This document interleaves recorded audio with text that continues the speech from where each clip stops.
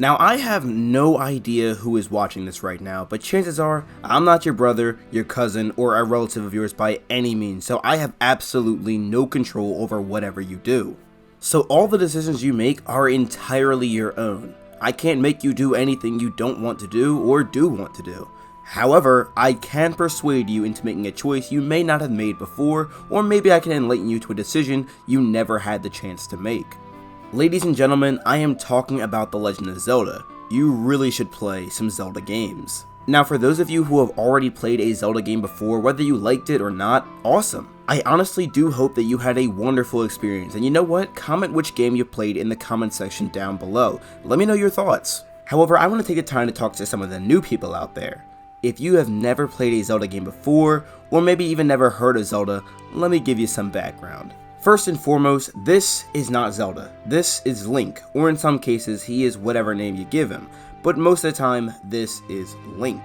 Now, in most cases, Link here is our main protagonist. He is the character you play as, and for the most part, aside from a few instances, he is a silent protagonist.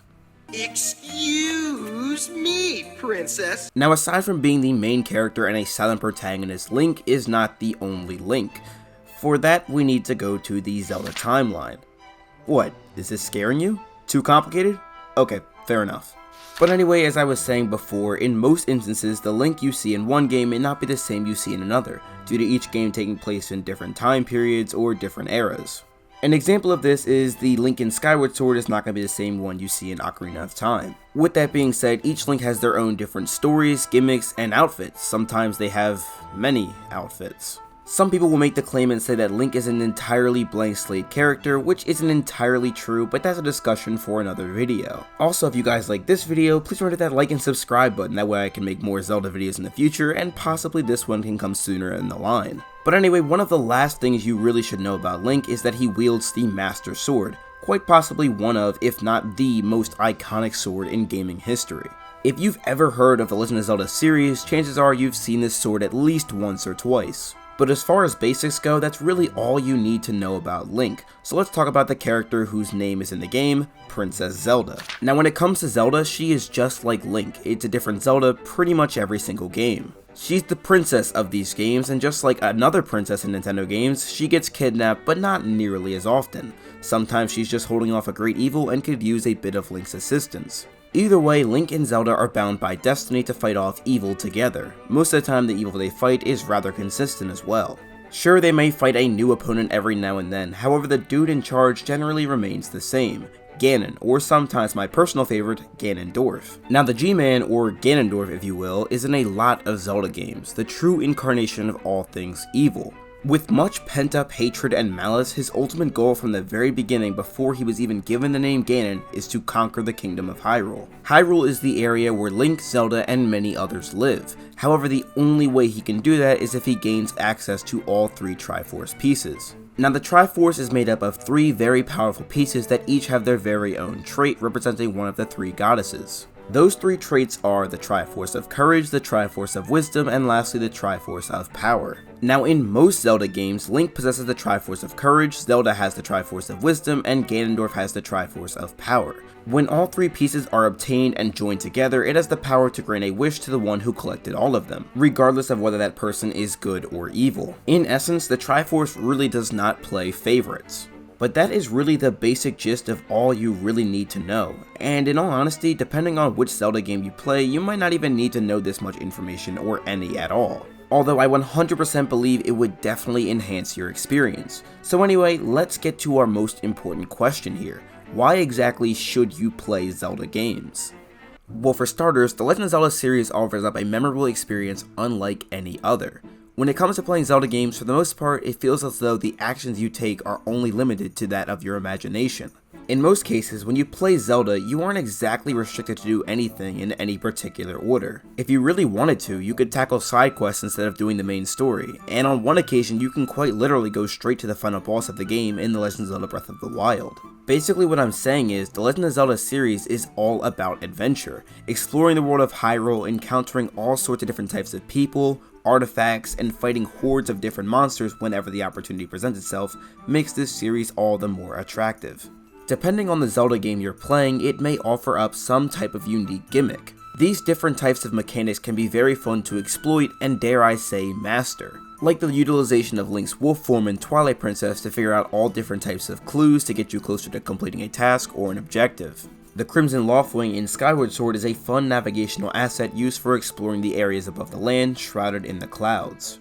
The use of runes in Breath of the Wild can be used in all sorts of different types of situations, whether it be for battling bokoblins or gaining access to areas you may not have ever gotten to before. Now, I could easily go on and on about the plethora of gimmicks presented in the different Zelda games, like one of my favorites being the one they used in Link Between Worlds, where Link could attach himself to a wall and move between quite literally a rock and a hard place. But overall, I want to be like these mechanics and not be too repetitive. But with that aside, I would like to talk about Zelda in a narrative perspective.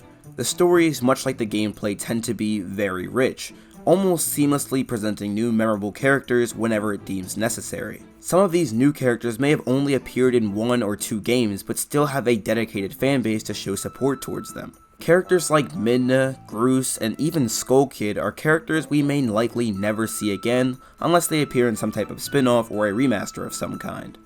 But that honestly just goes to show that even if characters like these only appear once or twice, due to their writing and design, fans will continue to show love and support towards them.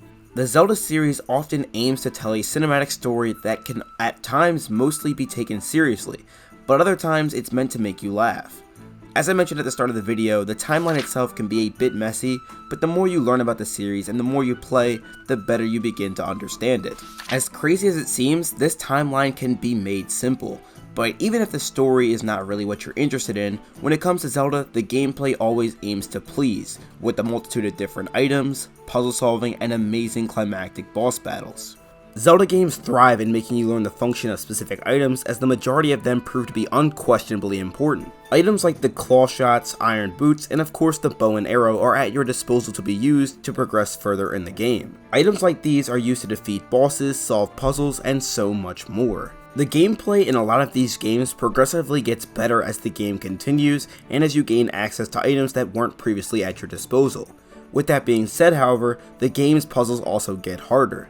With more items means more potential possibilities of solving a dungeon.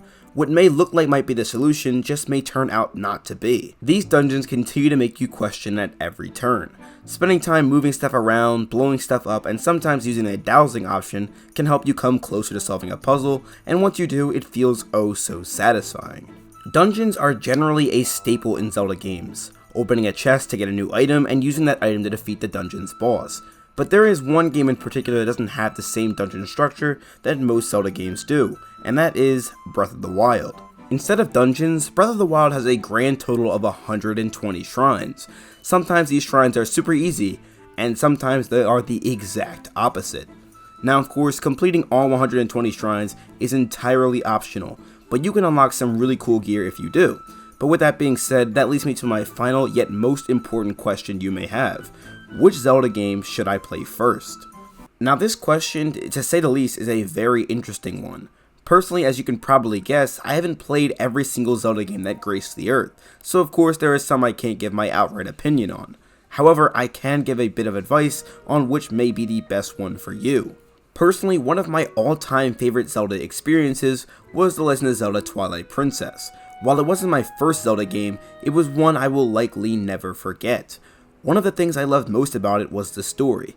It introduced so many new ideas like turning Link into a wolf, going into the Twilight Realm, new characters like Zant as well as Midna, and as well as the return of Ganondorf made this all a really intriguing experience.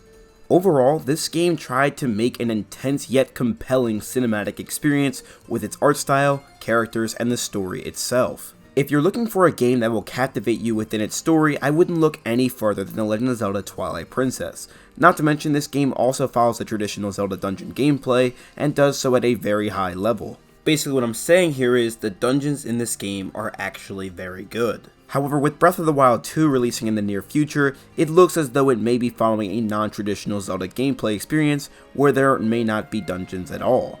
If you're looking forward to Breath of the Wild 2 and want to get a feel of what that may be like, then I recommend giving the first Breath of the Wild a shot. Even though this game may not be your standard traditional Legend of Zelda game, I have to say I really do love it.